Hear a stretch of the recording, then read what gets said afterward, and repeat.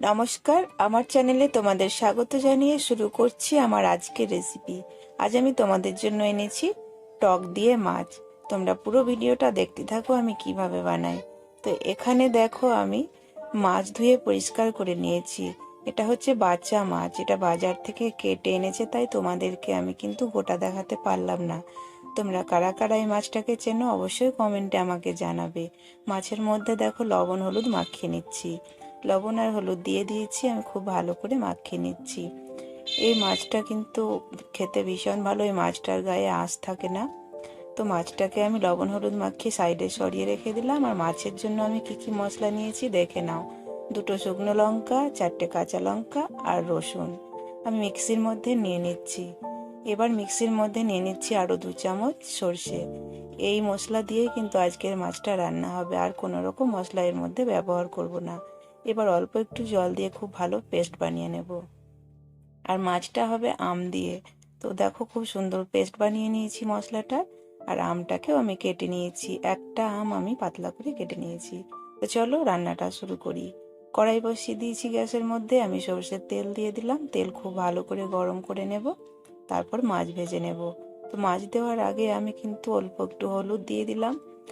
তো হলুদটাকে খুব ভালো করে মিশিয়ে দিলাম। এবার কিন্তু মাছ ছাড়বো। হলুদ দিয়ে দিলে কিন্তু তেলটা গায়ে ছিটে আসে না, বিশেষ করে এই মাছটা তো প্রচণ্ড ফোটে, যেহেতু আঁশ নেই। তো মাছটা কিছুক্ষণ পরে কিন্তু উল্টে দেবো, এখন কিন্তু উল্টে দেবো না। আঁচটাকে বাড়িয়েই মাছটা কিন্তু ভেজে নিতে হবে, তাহলে লাল লাল হবে আর ভেঙে যাওয়ার সম্ভাবনা কম থাকবে।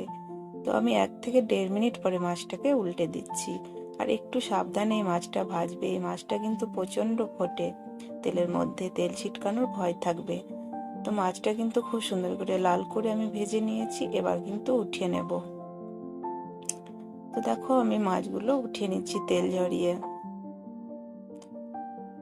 তো এই মাছ দিয়ে টক তোমরা আশা করি খেয়েছো, যদি না খেয়ে থাকো অবশ্যই বানিয়ে দেখবে, ভীষণ ভালো লাগে। আমের সময় আমি তো প্রত্যেক বছরই বানাই।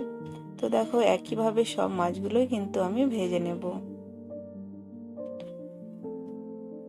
ভীষণ টেস্টি একটা মাছ, বাজারে কিনতে পাওয়া যায়, ভীষণ দামও নেয়, 500-550 টাকা কিলো এই মাছটা। তো দেখো ওই তেলের মধ্যে আমি আরো অল্প একটু তেল দিয়ে দিলাম। আর টক দেওয়া মাছে কিন্তু অবশ্যই একটু 5 ফোড়ন দেবে। তো আমি 1/2 চামচ মতো 5 ফোড়ন দিয়ে দিয়েছি। আর অল্প একটু হলুদ দিয়ে আমটা তেলের মধ্যে দিয়ে দিলাম। আমটা কিছুক্ষণ নেড়ে চেড়ে তারপরে মশলা দেব। খুব বেশিক্ষণ ভাজার দরকার নেই, আম খুব তাড়াতাড়ি গলে যায়। তো এই টক আম দিয়ে মাছ বা যে কোনো টক মাছে কিন্তু একটু 5 ফোড়ন দিলে মাছের স্বাদ আরও বেড়ে যায়। তো আমটা আমি কিছুক্ষণ ভেজে নিয়েছি, এবার যে মশলাটা বেটে নিয়েছিলাম দিয়ে দিলাম। এবার মশলাটাকে দিয়ে খুব ভালো করে গ্যাসের আঁচটাকে কমিয়ে মশলাটাকে কষিয়ে নেব। এক্সট্রা জলটাকে শুকিয়ে নেব, যতক্ষণ না তেল আর মশলা আলাদা হচ্ছে ততক্ষণ ধৈর্য নিয়ে মশলাটাকে কষিয়ে নিতে হবে। সরষের কাঁচা গন্ধটা মেরে নিলে মাছ কিন্তু খেতে ভালো লাগবে। তার আগে অল্প পরিমাণে হলুদ আর স্বাদ মতো লবণ তো অবশ্যই দিতে হবে। লবণ আর হলুদ দিয়ে খুব ভালো করে আবারও মশলাটাকে আমি কষিয়ে নিচ্ছি। আর খেয়াল রাখবে গ্যাসটাকে এই সময় কিন্তু একদমই বাড়িয়ে দেবে না, তাড়াতাড়ি সর্ষে পুড়ে যাবে, সর্ষে পুড়ে গেলে কিন্তু তেতো লাগবে। তো মশলা খুব সুন্দর করে কিন্তু আমার কষানো হয়ে গেছে। তো এবার কিন্তু আমি জল দিয়ে দেব, যেহেতু এই মাছটা আমি টক ঝোল বানাবো তো একটু বেশি পরিমাণে জল দিয়ে দেব। তো প্রথমে আমি মিক্সির বাটিটা ধুয়ে জল দিয়ে দিয়েছি, আরও বেশি পরিমাণে এখন জল দিয়ে দিলাম। এবার এই জলটাকে খুব ভালো করে ফুটিয়ে নেব, তারপরে কিন্তু মাছ ছাড়বো। তো কাঁচা জলে একদমই তোমরা মাছ ছাড়বে না, তাহলে কিন্তু মাছের স্বাদ একটু হলেও কিন্তু কমে যায়।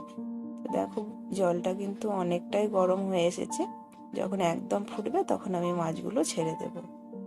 তো দেখো ঝোলটা কিন্তু আমাদের ফুটে গেছে, এবার কিন্তু মাছগুলো দিয়ে দেব। তো রান্না মোটামুটি হয়ে এসেছে, মাছের ঝোল রান্না করতে বেশি টাইম লাগে না। তো মাছগুলো দেওয়ার পরে মাছগুলো আমি খুব ভালো করে আবারও একটু ঝোলের মধ্যে ডুবিয়ে দিলাম। আম তো প্রায় সেদ্ধ হয়ে গেছে, আর 1 থেকে 1.5 মিনিট রান্না করলেই কিন্তু আমাদের আজকের আম দিয়ে মাছ বা মাছের টক ঝোল একদম রেডি হয়ে যাবে। তো আমি 1-1.5 মিনিট ঢাকা দিয়ে রেখে দিয়েছিলাম। 1.5 মিনিট পরে ঢাকা খুলে আমি তোমাদেরকে দেখাচ্ছি। গ্যাসটাকে অফ করে দিয়েছিলাম, মাছ একদম রেডি সার্ভ করার জন্য। আজকের রেসিপি কেমন হয়েছে তোমরা অবশ্যই আমাকে বলবে। ভালো লাগলে কিন্তু বেশি বেশি করে লাইক শেয়ার করতে ভুলবে না। আমার চ্যানেলে যারা নতুন, প্লিজ চ্যানেলটাকে সাবস্ক্রাইব করে দেবে। আজকে এই পর্যন্ত।